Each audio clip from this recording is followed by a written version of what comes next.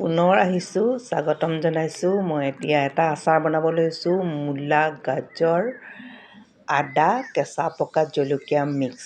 এইখিনি মই কেৰাহীত তেল দি পিনে তেলখিনি গৰম কৰি লৈছোঁ।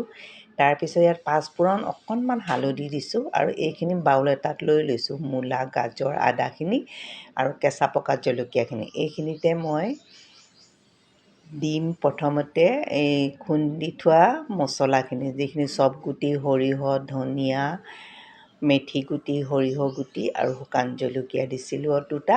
সেইখিনি ইয়াতে খুন্দি পিনে নিমখ জোখমতে দিছোঁ। নিমখ আচাৰত অকণমান বেছি হ'লেও বেয়া নহয়। লগতে হালধি অলপ দিছোঁ।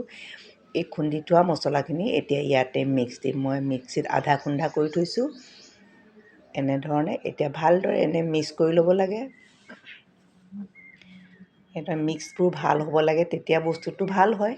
তাৰপিছতে মই ইয়াত দিম, এতিয়া তেলখিনি গৰম কৰি থৈছিলোঁ যে, তাতে পাঁচফোৰণ দি অলপ হালধিও দিছিলোঁ।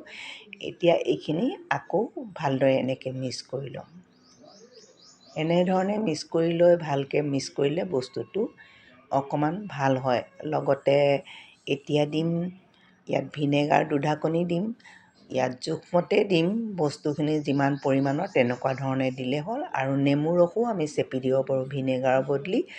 কিন্তু ভিনেগাৰ নিদি পিনে নেমু ৰস দিলেও বেয়া নহয়, বহুত দিনলৈ ভাল হৈ থাকে, খাবলৈও ভাল লাগে, গোন্ধটোও ভাল লাগে। তথাপিতো মই দিছোঁ, ভিনেগাৰ দিছোঁ, নেমু দিয়া নাই। এতিয়া জোখ অনুপাতে মই আৰু অকণমান কেঁচা তেল এনেকৈ চুপচুপীয়াকৈ ভালকৈ মিক্স কৰি লৈছোঁ এইদৰে। তাৰপিছত শুকান ভাল বৈয়াম এটাত চিচাৰ, তাতে মই এইখিনি ভৰাই ৰ'দত দিম।